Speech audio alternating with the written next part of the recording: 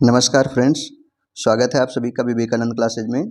आज हम लोग इस क्लास में इकोनॉमी के बारे में पढ़ेंगे, अर्थशास्त्र के बारे में। और पिछले कुछ परीक्षाओं में जो प्रश्न पूछे गए हैं उन्हीं को यहाँ पर हम लोग हल करेंगे, उनकी व्याख्या को भी हम लोग साथ साथ में देखते रहेंगे। पहला प्रश्न है कि आधुनिक अर्थशास्त्र का जनक किसे माना जाता है? पीसी राय को, कैलाश सत्यार्थी को, कार्ल मार्क्स को या एडम स्मिथ को? आधुनिक अर्थशास्त्र का जनक किसे माना जाता है? तो आधुनिक अर्थशास्त्र के जनक एडम स्मिथ को माना जाता है। अगला क्वेश्चन है कि the general theory of employment, interest and money 1936 किसके द्वारा लिखा गया था? अब्दुल कलाम के द्वारा, एडम स्मिथ के द्वारा, जॉन मेनार्ड किन्स के द्वारा या फिर अमर्त्य सेन के द्वारा? तो general theory of employment, interest and money ये पुस्तक है जॉन मेनार्ड किन्स की, इसे किन्स ने लिखा है। अगला प्रश्न है कि प्राथमिक गतिविधियों में शामिल श्रमिकों को कॉलर कार्यकर्ता कहा जाता है। अब आपको बताना है कि कौन सा कॉलर कार्यकर्ता कहा जाता है प्राथमिक गतिविधियों में जो शामिल होते हैं। तो पहले थोड़ा सा जान लेते हैं हम गतिविधियों के बारे में। तो अर्थशास्त्र में 3 गतिविधियां होती हैं, प्राथमिक, द्वितीय और तृतीय। और अब जो है वो चौथी भी बना दी गई है। प्राथमिक गतिविधि में जो कृषि से संबंधित होता है उसे प्राथमिक गतिविधि कहते हैं। जो उद्योग या विनिर्माण से संबंधित होता है उसे द्वितीय गतिविधि कहते हैं। और जो सर्विस सेक्टर या सेवा क्षेत्र से संबंधित होते हैं, जैसे कि बैंक है, होटल है, इसे तृतीय क्षेत्र कहते हैं। और जो बुद्धि से संबंधित होता है, बुद्धिमत्ता से संबंधित होता है, उसे चौथे क्षेत्र में रखते हैं, जैसे वैज्ञानिक, डॉक्टर, ये सब। अब अपने प्रश्न पे वापस आते हैं। तो प्रश्न है कि प्राथमिक गतिविधियों में शामिल श्रमिकों को किस कॉलर कार्यकर्ता के रूप में जाना जाता है? तो प्राथमिक गतिविधि की बात कर रहा है, यानी कि कृषि की बात कर रहा है। और कृषि में जो सम्मिलित होते हैं उनसे हम रेड कॉलर वर्कर कहते हैं। कौन से? लाल कॉलर कार्यकर्ता कहते हैं। किसानों को क्या कहा जाता है? लाल कॉलर कार्यकर्ता कहा जाता है। अगला प्रश्न है कि कृषि तथा सेवाओं के क्रियाकलाप अर्थव्यवस्था के निम्नलिखित में से किन क्षेत्रकों के साथ संबंध है? इकोनॉमी में एक एक शब्दों का महत्व है, उन्हें आराम से पढ़ना है और समझना है। अब प्रश्न देखिए, कह रहा है कि कृषि और सेवाओं के क्रियाकलाप अर्थव्यवस्था के किस क्षेत्र में आते हैं? तो अभी हमने जाना कि कृषि जो है वो प्राथमिक में आता है और जो सर्विस सेक्टर है वो तृतीयक में आता है। तो कृषि तथा सेवाओं के क्रियाकलाप प्राथमिक और तृतीयक क्षेत्र से संबंधित हो जाएंगे। किससे संबंधित हो जाएंगे? तो प्राथमिक और तृतीयक क्षेत्र से संबंधित हो जाएंगे। खेती से संबंधित जितनी भी चीज़ें हैं वे प्राथमिक क्षेत्र में आती हैं। इसके अलावा उद्योग और विनिर्माण से द्वितीय क्षेत्र में आती हैं। इसके अलावा सेवा क्षेत्र जो है वो तृतीय क्षेत्र में आता है। अगला है कि व्यष्टि अर्थशास्त्र के अंतर्गत निम्न में से किसका अध्ययन किया जाता है? व्यष्टि अर्थशास्त्र यानी कि माइक्रो इकोनॉमी के अंतर्गत किसका अध्ययन किया जाता है? व्यक्तिगत इकाई, आर्थिक समग्र, राष्ट्रीय आय या इनमें से कोई नहीं। तो व्यष्टि अर्थशास्त्र को माइक्रो शब्द के लिए जाना जाता है, माइक्रो इकोनॉमी, यानी कि जो छोटे से वस्तु का अध्ययन करता है उसे व्यष्टि अर्थशास्त्र कहते हैं। और जो पूरे विश्व के लिए या पूरे देश के लिए अध्ययन किया जाता है वह होता है समष्टि अर्थशास्त्र। तो यहाँ पर ध्यान देना है कि व्यष्टि अर्थशास्त्र के बारे में पूछा गया है तो सही क्या हो जाएगा? किसी व्यक्ति की जो व्यक्तिगत इकाई है वह व्यष्टि अर्थव्यवस्था के अंतर्गत आ जाएगा, जबकि राष्ट्रीय आय पूरे देश का होता है, बेरोजगारी पूरे देश का मामला है, जीडीपी पूरे देश में होती है, आर्थिक समग्र शब्द लगा है तो ये पूरे देश का होगा, इसलिए ये सारे जो है वो समष्टि अर्थव्यवस्था में आ जाएंगे। जबकि किसी का रोजगार है, व्यक्तिगत आय है, प्रति व्यक्ति आय है, तो ये सब जो है वो व्यष्टि अर्थशास्त्र के अंतर्गत आएंगे। अगला है कि अर्थशास्त्र धन का विज्ञान है, ये किसने कहा था? अर्थशास्त्र धन का विज्ञान है, ये किसने कहा था? एडम स्मिथ ने, पीगू ने, सैमुअल्सन ने या मार्शल ने? तो अर्थशास्त्र धन का विज्ञान है, ये कथन है एडम स्मिथ का। अगला है प्रिंसिपल ऑफ इकोनॉमी शीर्षक वाली किताब के लेखक कौन है? प्रिंसिपल ऑफ इकोनॉमी पुस्तक किसने लिखा है? तो प्रिंसिपल ऑफ इकोनॉमी पुस्तक लिखा है अल्फ्रेड मार्शल ने। किसने लिखा है? तो अल्फ्रेड मार्शल ने लिखा है प्रिंसिपल ऑफ इकोनॉमी, अर्थव्यवस्था के सिद्धांत। अगला है वेल्थ ऑफ नेशन पुस्तक के लेखक कौन है? तो वेल्थ ऑफ नेशन पुस्तक लिखा है एडम स्मिथ ने। अगला प्रश्न है कि विनिर्माण क्षेत्र से संबंध है। विनिर्माण क्षेत्र किससे संबंधित है? प्राथमिक क्षेत्र से, द्वितीयक क्षेत्र से, तृतीयक क्षेत्र से या निजी क्षेत्र से? विनिर्माण क्षेत्र किससे संबंधित है? तो विनिर्माण और उद्योग ये दोनों द्वितीयक क्षेत्र से संबंधित हैं। कृषि और डेयरी उद्योग और पौधा लगाना ये सब प्राथमिक क्षेत्र से संबंधित हैं। बैंक है, होटल है, ये सब तृतीयक क्षेत्र से संबंधित हैं। अगला है प्राकृतिक प्रक्रिया के माध्यम से एक वस्तु का उत्पादन भारतीय अर्थव्यवस्था के किस क्षेत्र से संबंधित है? अब यहाँ प्रश्न में अगर हम ध्यान दें तो लिखा है प्राकृतिक प्रक्रिया के माध्यम से। जब हम प्राकृतिक प्रक्रिया के माध्यम से किसी वस्तु का उत्पादन करते हैं तो वह किस क्षेत्र में आएगा? तो प्राकृतिक प्रक्रिया के अंतर्गत तृतीयक क्षेत्र होगा? नहीं, तृतीयक क्षेत्र में सेवा क्षेत्र आता है, बैंक आता है और होटल आता है, तो ये प्राकृतिक नहीं होते, ये कृत्रिम हैं। द्वितीयक क्षेत्र है उद्योग, तो उद्योग जो है वो भी कृत्रिम है, हमारे द्वारा बनाए गए हैं। चतुर्थ क्षेत्र ये भी नहीं है। प्राथमिक क्षेत्र जो खेती है ये प्राकृतिक देन होती है, इसलिए इसको प्राथमिक क्षेत्र में रखते हैं। ठीक है, अगला है क्वेश्चन नंबर 11 देखेंगे हम लोग। लिखा है कि निम्नलिखित में से कौन सी एक आर्थिक प्रणाली है जिसमें पूंजीगत वस्तुओं का स्वामित्व निजी व्यक्तियों या व्यवसायों के पास होता है? पूंजीगत वस्तुओं का स्वामित्व कह रहा है निजी व्यक्तियों या व्यवसायों के पास होता है और वस्तुओं और सेवाओं का उत्पादन सामान्य बाजार में आपूर्ति और मांग पर आधारित होता है। सामान्य बाजार में वस्तु और सेवा का जब उत्पादन किया जाएगा, यानी कोई भी वस्तु जब बनाई जाती है तो वो किस पर? बाजार के आपूर्ति और मांग पर आधारित होता है, यानी बाजार में उसकी मांग कितनी है इस आधार पर कोई वस्तु बनाई जाती है। तो वो कौन सी अर्थव्यवस्था होगी? मिश्रित अर्थव्यवस्था होगी या साम्यवादी अर्थव्यवस्था होगी या पूंजीवादी अर्थव्यवस्था होगी या राज्य की अर्थव्यवस्था होगी? तो ये जो है जहां पर मांग और पूर्ति पर आधारित होता है, ध्यान रखिएगा एक लाइन में कि जो अर्थव्यवस्था मांग और पूर्ति पर आधारित होता है, यानी जितना मांगा जाएगा उस हिसाब से बनाई जाएगी। जो वस्तु ज़्यादा मांग रहे हैं लोग, वह वस्तु ज़्यादा पैदा किया जाएगा, तो ऐसा कहलाता है पूंजीवादी अर्थव्यवस्था। क्या कहलाता है? पूंजीवादी अर्थव्यवस्था कहलाता है। जबकि लोगों के कल्याण के लिए जब कोई योजना बनाई जाती है तो वह समाजवादी योजना कहलाती है या साम्यवादी योजना कहलाती है या साम्यवादी अर्थव्यवस्था कहलाती है। जबकि बाजारवादी और निजी दोनों को मिलाकर के जो अर्थव्यवस्था बनती है वो मिश्रित अर्थव्यवस्था होती है, यानी कि सार्वजनिक और निजी क्षेत्र दोनों मिलकर के जब कोई उत्पादन करते हैं, किसी देश की सहभागिता को आगे बढ़ाते हैं, तो वो मिश्रित अर्थव्यवस्था होती है। अगला है कि हम किस आर्थिक व्यवस्था में उपभोक्ताओं की संप्रभुता पाते हैं? उपभोक्ताओं की संप्रभुता का मतलब है कि जो कंज्यूमर हैं, जो खरीदने वाले लोग हैं, उनको ध्यान में रख करके कौन सी अर्थव्यवस्था में सामान बनाया जाता है। उपभोक्ता की संप्रभुता यानी लोग क्या खरीदना चाहते हैं, ग्राहक सर्वे सर्वा होता है। ये ध्यान में रख करके जब हम कोई वस्तु बनाते हैं तो ऐसा बाजार पूंजीवादी बाजार कहलाता है। जैसे कि कोई भी पूंजीपति वही फैक्ट्री डालेगा जो सामान लोग ज़्यादातर खरीदना चाहेंगे, यानी कि ग्राहक के हिसाब से जब कोई कंपनी या फैक्ट्री डाली जाती है या फिर कोई अर्थव्यवस्था चलाई जाती है तो वो पूंजीवादी अर्थव्यवस्था या बाजार आधारित अर्थव्यवस्था कहलाती है। तो बेसिक आप साथ साथ में क्लियर करते रहिए। अगला है कि भारतीय अर्थव्यवस्था को निम्न के रूप में जाना जा सकता है। भारतीय अर्थव्यवस्था किस रूप में है? विकासशील अर्थव्यवस्था है, कम विकसित है या पूर्ण विकसित है? तो भारतीय अर्थव्यवस्था फिलहाल विकासशील अर्थव्यवस्था के अंतर्गत आती है। 2040 तक जो है इसे विकसित राष्ट्र बनाने के बारे में बात किया जा रहा है। किस अर्थव्यवस्था में कीमत यंत्र के आधार पर निर्णय लिया जाता है? कीमत यंत्र के आधार पर निर्णय लिया जाता है, यानी कि कीमत को ध्यान में रख करके ही कोई निर्णय तय की जाती है। समाजवादी, पूंजीवादी या मिश्रित या कोई नहीं।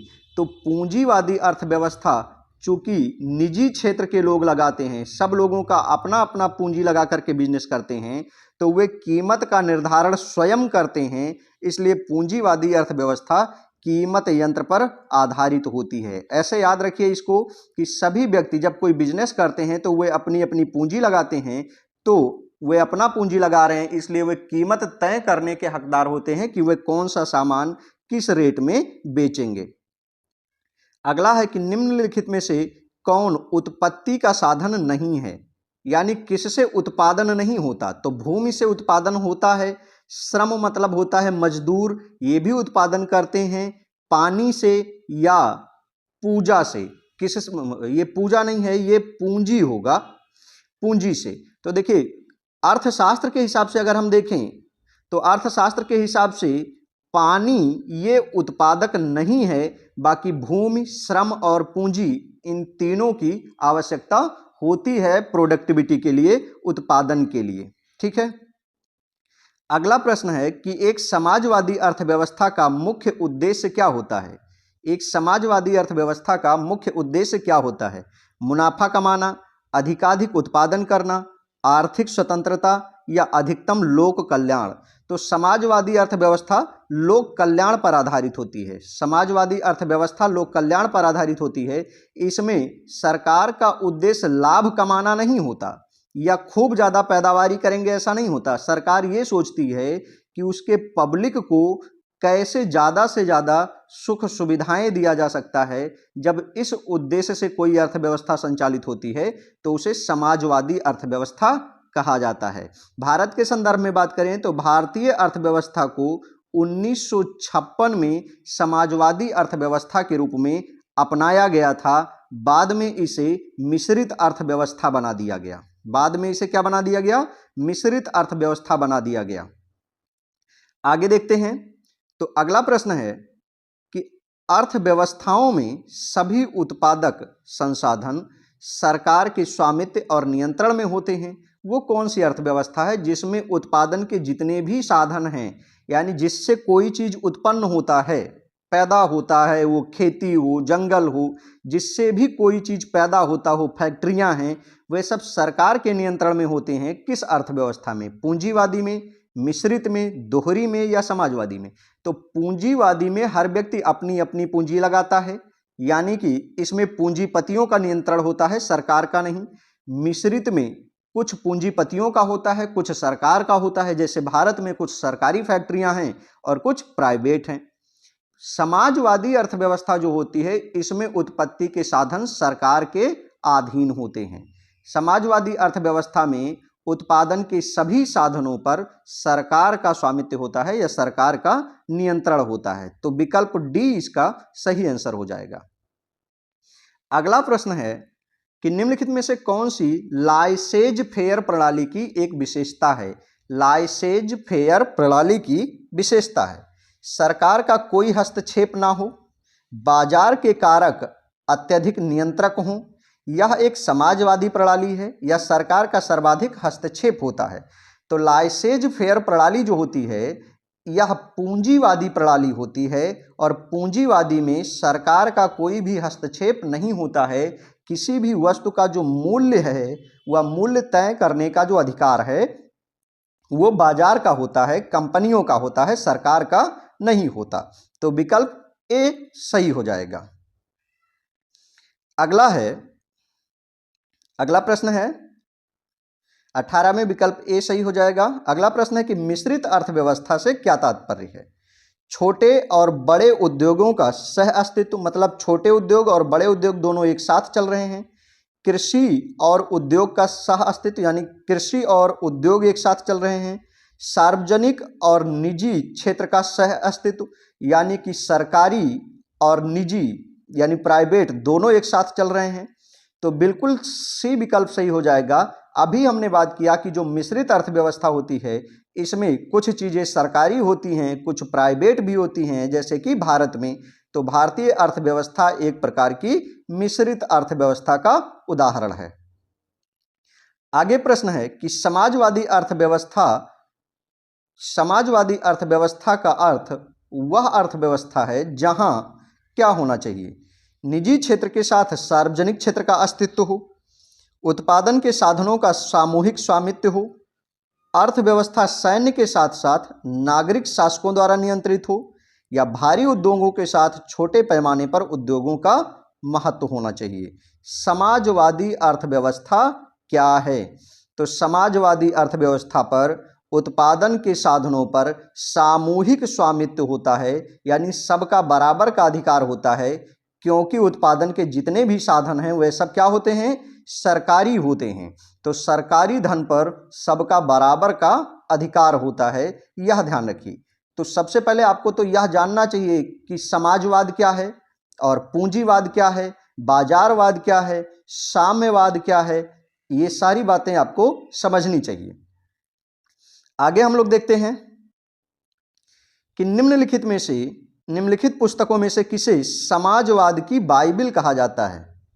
समाजवाद की बाइबिल किसे कहा जाता है? कल्याण का अर्थशास्त्र, दास कैपिटल, पूंजी और मूल्य या एशियाई ड्रामा।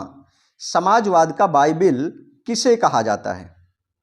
ये महत्वपूर्ण प्रश्न है। ये जितने प्रश्न हैं ये सब एनसीईआरटी बेस्ड हैं और जो विभिन्न परीक्षाओं में पूछे गए हैं उन सबको मिला के बनाया गया है। यानी कि इस वीडियो में 6 से लेकर के और 12 तक के पूरे एनसीईआरटी को हमने कवर कर लिया है। इसके अलावा जितने भी पेपर हुए हैं उनमें जहाँ जहाँ इकोनॉमी के प्रश्न हैं उनको भी हमने शामिल कर लिया है। तो ना तो आपको किसी पुस्तक पढ़ने की आवश्यकता रहेगी और ना प्रीवियस ईयर क्वेश्चन को हल करने की आवश्यकता आपको रहेगी। ये दोनों चीज़ें एक साथ इस वीडियो में शामिल कर लिया गया है। तो समाजवाद की बाइबिल कहा जाता है दास कैपिटल को। दास कैपिटल को समाजवाद की बाइबिल कहा जाता है। अगला है बंद अर्थव्यवस्था, वह अर्थव्यवस्था है। अब आपको बताना है कि बंद अर्थव्यवस्था क्या होता है। तो बंद अर्थव्यवस्था वह अर्थव्यवस्था होता है जो ना तो निर्यात करता है और ना ही आयात करता है। जब कोई देश ना किसी दूसरे देश से कुछ मंगाता है और ना दूसरे देश को कुछ बेचता है, तब उसकी अर्थव्यवस्था ये मानी जाती है कि क्लोज इकोनॉमी है, ना उसे किसी से कुछ लेना है ना किसी को कुछ देना है। जैसे कि उत्तर कोरिया, तो उत्तर कोरिया की इकोनॉमी जो है वो क्लोज्ड इकोनॉमी का एग्जाम्पल है। ठीक है। खुली अर्थव्यवस्था वहीं पर जान लीजिए। खुली अर्थव्यवस्था जो आयात और निर्यात दोनों करता है वो खुली अर्थव्यवस्था है। ठीक है ना। भारत के संदर्भ में पूछा जा रहा है, प्रश्न बहुत साफ नहीं दिख रहा है। भारत के संदर्भ में निम्नलिखित में से किस प्रकार की अर्थव्यवस्था है? तो भारत कई बार चर्चा कर चुके कि भारतीय अर्थव्यवस्था कैसी है? मिश्रित अर्थव्यवस्था है। अब प्रश्न 24 है, महत्वपूर्ण प्रश्न है। लिखा है कि निम्नलिखित में से क्या अर्थव्यवस्था की केंद्रीय समस्या नहीं है? क्या उत्पादन करना है, कैसे उत्पादन करना है, किसके लिए उत्पादन करना है और कब उत्पादन करना है? तो ध्यान दीजिए कि किसी भी अर्थव्यवस्था की 3 समस्या है। जब कोई पूंजीपति कोई फैक्ट्री खोलता है तो फैक्ट्री खोलते समय क्या ध्यान में रखता है कि जो प्रोडक्ट बनाना है वो किसके लिए बनाना है। पहली बात कि जो प्रोडक्ट हम बनाने वाले हैं वो किसके लिए बनाने हैं। ठीक है ना। तब उत्तर आता है कि भैया जनता के लिए या पब्लिक के लिए बनाना है। तो पहली बात आ गई किसके लिए। दूसरी बात आती है कि अब ये सामान बनाना है तो कैसे बनाना है। ठीक है ना। तो दूसरी बात आ गई। तो ये दोनों बातें एक साथ में तैयार हो जाती हैं। फिर क्या बनाना है, कैसे बनाना है और किसके लिए बनाना है, ये तीनों चीजें कोई व्यक्ति जब फैक्ट्री डालता है तो वह सोचता है, लेकिन कब बनाना है ये नहीं सोचता है। तो किसी अर्थव्यवस्था की केंद्रीय समस्या ये 3 होता है, क्या, कैसे और किसके लिए। कब उत्पादन करना है ये समस्या नहीं होती, क्योंकि वो उत्पादन करके उसे स्टोर करते रहते हैं और सही समय पर उसे बाजार में उतार करके मुनाफा कमाते हैं। ठीक है। तो अर्थव्यवस्था की केंद्रीय समस्या 3 होती है, क्या उत्पादन, कैसे उत्पादन और किसके लिए उत्पादन। अगला प्रश्न हम देखें तो अगला प्रश्न कह रहा है कि समष्टि अर्थशास्त्र में अध्ययन की जाने वाली मूल समस्या क्या है। समष्टि अर्थशास्त्र में अध्ययन की जाने वाली मूल समस्या क्या है? आय का उत्पादन यानी आय कहां से हो रहा है, आय का वितरण यानी आय को किसमें बांटना है, आय का प्रवाह यानी जो हमारे पास पैसा आया है वो कहां लगाएं हम, या आय का उपयोग कैसे इसका प्रयोग करें। तो समष्टि अर्थशास्त्र में मूल समस्या आय का वितरण होता है कि किस अनुपात में जो इनकम है वो बांटा जाए। ठीक है, इनकम को किस अनुपात में बांटा जाए, ये समष्टि अर्थशास्त्र का समस्या है, सिद्धांत है। प्रश्न नंबर 26 अगर आप देखेंगे तो अभी आपको उत्तर मिल जाएगा। कह रहा है अर्थव्यवस्था की मूल समस्याएं क्या है। सभी को जीवन की मूल आवश्यकता उपलब्ध करवाना, निर्धनता का उन्मूलन और आय और संपदा की विषमताओं को कम करना, क्या, कैसे, किसके लिए उत्पादन करना, सभी को सामाजिक सुरक्षा और रोजगार उपलब्ध कराना। तो अर्थव्यवस्था की 3 मूल समस्या है, क्या उत्पादन करना है, कैसे उत्पादन करना है और किसके लिए उत्पादन करना है। तो विकल्प सी सही आंसर हो जाएगा। अगला है कि समष्टि अर्थशास्त्र के संस्थापक या जनक के रूप में किसे जाना जाता है। समष्टि अर्थशास्त्र के संस्थापक के रूप में या जनक के रूप में किसे जाना जाता है। मैक्रो इकोनॉमी के जनक कौन हैं। John Maynard Keynes, Alfred Marshall, Adam Smith या पॉल सैमुअलसन। तो समष्टि अर्थशास्त्र के जनक कौन हैं।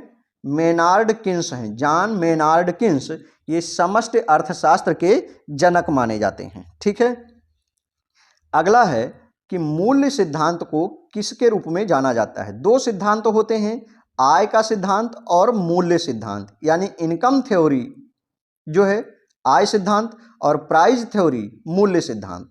तो कह रहा है कि मूल्य सिद्धांत को किसके रूप में जाना जाता है। तो मूल्य सिद्धांत जो है वो व्यष्टि अर्थशास्त्र से संबंधित है। जब हम किसी अर्थव्यवस्था के छोटे रूप का अध्ययन करते हैं तो वो व्यष्टि अर्थशास्त्र होता है, और जब हम पूरे दुनिया के बारे में या भारत के बारे में, अपने देश के बारे में पूरा अध्ययन करते हैं तो वो समष्टि अर्थशास्त्र कहलाता है। तो मूल्य सिद्धांत जो है वो व्यष्टि से जुड़ा है, जबकि आय सिद्धांत जो है वो समष्टि से जुड़ा है। Income theory is related to macro economy. ठीक है, आगे हम लोग देखते हैं। कह रहा है कि समष्टि अर्थशास्त्र को और क्या कहा जाता है। जो मैक्रो इकोनॉमी है उसको और क्या कहा जाता है। तो अभी हमने देखा है कि व्यष्टि अर्थशास्त्र को क्या कहा जाता है, मूल्य सिद्धांत कहा जाता है, और समष्टि अर्थशास्त्र को आय सिद्धांत कहा जाता है। ठीक है ना, समस्त अर्थशास्त्र को इनकम थ्योरी में रखते हैं। अगला है वह कौन सा अर्थशास्त्री है जिसने 1920 के दशक में मैक्रो शब्द को अर्थशास्त्र में पेश किया था। ठीक है ना, सूक्ष्म अर्थव्यवस्था शब्द दिया था। एडम स्मिथ ने, बोल्डिंग ने, रेगनर फ्रिक्स ने या अल्फ्रेड मार्शल ने। तो रेगनर फ्रिक्स जो हैं उन्होंने सूक्ष्म या माइक्रो शब्द दिया था इकोनॉमी में। ये प्रश्न इंपॉर्टेंट है, ध्यान रखिएगा, दिल्ली टीजीटी में पूछा गया था। अगला प्रश्न है, ध्यान देंगे, निम्नलिखित में से किसे व्यष्टि अर्थशास्त्र के जनक के रूप में जाना जाता है। निम्नलिखित में से किसे व्यष्टि अर्थशास्त्र माइक्रो इकोनॉमी के जनक के रूप में जाना जाता है। माइक्रो इकोनॉमी के जनक कौन है। इंपॉर्टेंट प्रश्न है। क्रुगमैन है या मिल्टन फ्राइडमैन है या जेम्स जे हैकमैन या अल्फ्रेड मार्शल। माइक्रो इकोनॉमी के फादर कौन है। तो Alfred Marshall is the father of micro economy. अगला है कौटिल्य का अर्थशास्त्र किस विषय पर लिखा गया। कौटिल्य का या चाणक्य का जो अर्थशास्त्र लिखा गया था मौर्य युग में, वो किस पर आधारित है या किस पर लिखा गया। तो शासन करने के सिद्धांत और अभ्यास पर लिखा गया है। अर्थशास्त्र या इकोनॉमी जो पुस्तक है कौटिल्य का, वह राज्य व्यवस्था पर आधारित है या शासन करने के सिद्धांत पर आधारित है। विकल्प बी सही हो जाएगा। अगला है आर्थिक गतिविधियों के आधार पर भारतीय अर्थव्यवस्था में कितने क्षेत्र हैं। भारतीय अर्थव्यवस्था में कितने क्षेत्र हैं। तो 3 क्षेत्र हैं, प्राथमिक क्षेत्र, द्वितीयक क्षेत्र और तृतीयक क्षेत्र। अगला है कि अर्थव्यवस्था के क्षेत्रकों के आधार पर निम्नलिखित में से विषम को अलग करना है कि कौन सा ऑड है। ठीक है, कुम्हार, बढ़ई, फैक्ट्री श्रमिक या बैंक कर्मचारी। तो देखिए, कुम्हार और बढ़ई और फैक्ट्री श्रमिक ये तीनों जो है वह प्राथमिक क्षेत्र में आते हैं, जबकि बैंक कर्मचारी जो है ये सेवा क्षेत्र में आता है। तो डी नंबर जो है वो सबसे अलग हो जाएगा। अगला है अनुसंधान और विकास किस प्रकार के क्षेत्र का एक उदाहरण है। अनुसंधान और विकास किस प्रकार के क्षेत्र का एक उदाहरण है? तो अर्थशास्त्र के 4 क्षेत्र हैं, हम बार बार चर्चा कर रहे हैं। प्राथमिक क्षेत्र में कृषि और डेयरी आता है, द्वितीयक क्षेत्र में उद्योग और विनिर्माण आता है, तृतीयक क्षेत्र में सेवा क्षेत्र आता है, बैंक हैं, होटल हैं, ये सारे तृतीयक क्षेत्र में आते हैं। चतुर्थ क्षेत्र में बुद्धि से जुड़ी चीजें आती हैं और यहाँ बात रिसर्च की जा रही है, तो किससे हो जाएगा? चतुर्थ क्षेत्र से हो जाएगा। तो अनुसंधान और विकास है, डॉक्टर का काम है, वैज्ञानिक का कार्य है, इंजीनियर का कार्य है, तो ये सब चतुर्थ क्षेत्र में आते हैं। ठीक है, अगला प्रश्न है कि बैंकिंग आर्थिक विकास के किस क्षेत्र में आती है? तो अभी हम चर्चा कर रहे हैं कि जो बैंकिंग है वो सेवा क्षेत्र है, और सेवा क्षेत्र किस में आता है? तृतीयक क्षेत्र में आता है। सेवा क्षेत्र किस में आएगा?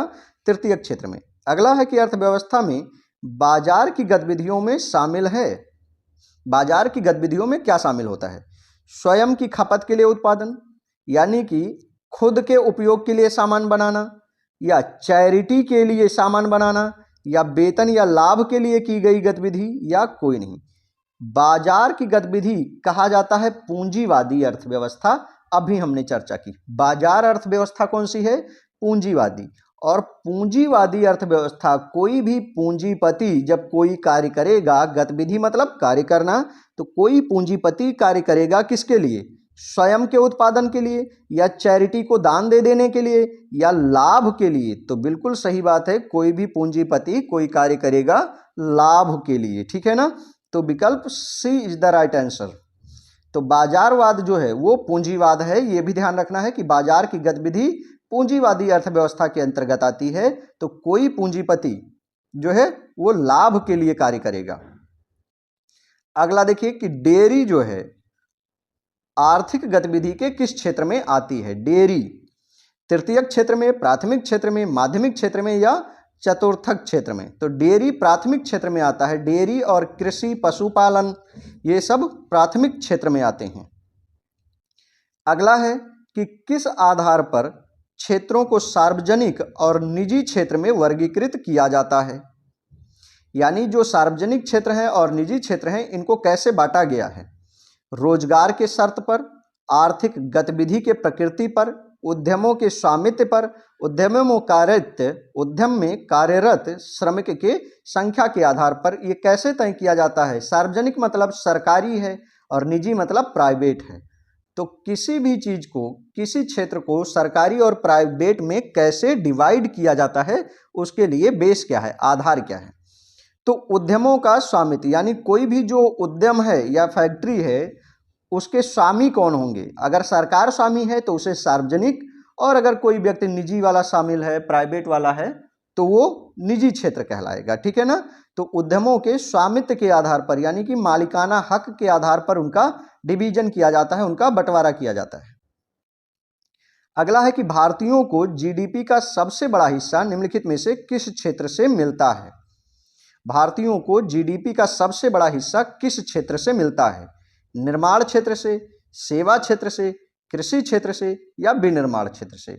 तो जीडीपी का सबसे बड़ा हिस्सा जो है वो सेवा क्षेत्र से आता है, यानी तृतीयक क्षेत्र से सबसे ज्यादा जीडीपी मिलता है, उसके बाद में द्वितीयक क्षेत्र से मिलता है, उसके बाद में प्राथमिक क्षेत्र से मिलता है। यानी प्राथमिक क्षेत्र से सबसे कम है, तो कृषि से सबसे कम है, और सेवा क्षेत्र से सबसे ज्यादा है। तो जीडीपी का सबसे बड़ा हिस्सा पूछ रहा है किस क्षेत्र से आएगा, तो विकल्प B is the right answer, सेवा क्षेत्र से प्राप्त होता है। ठीक है, अगला है कि कौन सा क्षेत्र भारतीय अर्थव्यवस्था की रीढ़ है? कृषि क्षेत्र, सेवा क्षेत्र, पर्यटन क्षेत्र, या वित्तीय क्षेत्र? भारतीय अर्थव्यवस्था की रीढ़ क्या है? तो कृषि क्षेत्र जो है वो भारतीय अर्थव्यवस्था की रीढ़ है, क्योंकि आज भी लगभग 59 से 60% लोग खेती पर निर्भर हैं। ठीक है ना, सबसे ज्यादा रोजगार देने वाला जो क्षेत्र है वो कृषि क्षेत्र है। अगला प्रश्न है कि भारत के सकल घरेलू उत्पाद का मूल्य पीआईबी द्वारा किसमें प्रकाशित किया जाता है? सकल घरेलू उत्पाद यानी कि जीडीपी जो है वो प्रकाशित करता है पीआईबी, वो किसमें प्रकाशित करता है? अमेरिकन डॉलर में, एन में, युआन में, या भारतीय रुपया में? किसमें प्रकाशित करता है? आपको उत्तर देना है। तो भारतीय रुपए में, अगर भारत की बात की जाएगी तो किसमें, भारतीय रुपया में बताया जाता है कि भारत की जीडीपी कितना है। अगला है कि भारत ने दुनिया की 5वीं सबसे बड़ी अर्थव्यवस्था को पीछे छोड़ दिया, यानी कि किसे छोड़ा है, चीन को, जापान को, जर्मनी को या यूनाइटेड किंगडम को, किस देश को छोड़ करके भारत 5वें नंबर पर पहुंचा है अर्थव्यवस्था में, तो यूके को छोड़ा है। यूनाइटेड किंगडम अभी 5वें स्थान पर था, उसको पीछे छोड़ करके भारत बन गया है, ठीक है ना। 2026 तक भारत तीसरी बड़ी अर्थव्यवस्था बनेगा, ऐसी उद्घोषणा की जा रही है। अगला है अर्थव्यवस्था का प्राथमिक क्षेत्र किससे संबंधित है, तो बहुत बार यह प्रश्न आ चुका है, मध्य प्रदेश पटवारी में पूछा गया था। तो प्राथमिक क्षेत्र किससे संबंधित हो जाएगा, कृषि से संबंधित हो जाएगा। अगला प्रश्न है कि तृतीयक क्षेत्र में कौन सी आर्थिक गतिविधि शामिल की जा सकती है, तृतीयक क्षेत्र में कौन सी आर्थिक गतिविधि शामिल की जा सकती है, कॉल सेंटर में काम करना, ट्यूशन पढ़ाना, ट्यूशन का व्यवसाय, मधुमक्खी पालन करना या बैंकिंग का क्षेत्र। तृतीयक क्षेत्र में क्या शामिल होगा, तो तृतीयक क्षेत्र को हम सेवा क्षेत्र कहते हैं, सेवा क्षेत्र सर्विस सेक्टर कहते हैं, और इसमें शामिल हो जाता है बैंकिंग है, होटल है, ये सब किस में आते हैं, तृतीयक क्षेत्र में शामिल हो जाते हैं, ठीक है। तो ये महत्वपूर्ण 45 क्वेश्चन जो इकोनॉमी के हमने आपको करवाए, ये अर्थशास्त्र में अर्थव्यवस्था के बेसिक क्वेश्चन हैं, जहां से प्रश्न बनते रहे हैं, ठीक है ना। तो ये बेसिक जो है वो आपका एनसीईआरटी के हिसाब से और विभिन्न परीक्षाओं में पूछे गए प्रश्नों के हिसाब से हमने क्लियर करवा दिया है। अब आगे हम लोग बैंकिंग सेक्टर है उसको देखेंगे, मुद्रास्फीति है, कर है, बेरोजगारी है, इनके बारे में हम लोग आगे अध्ययन करेंगे।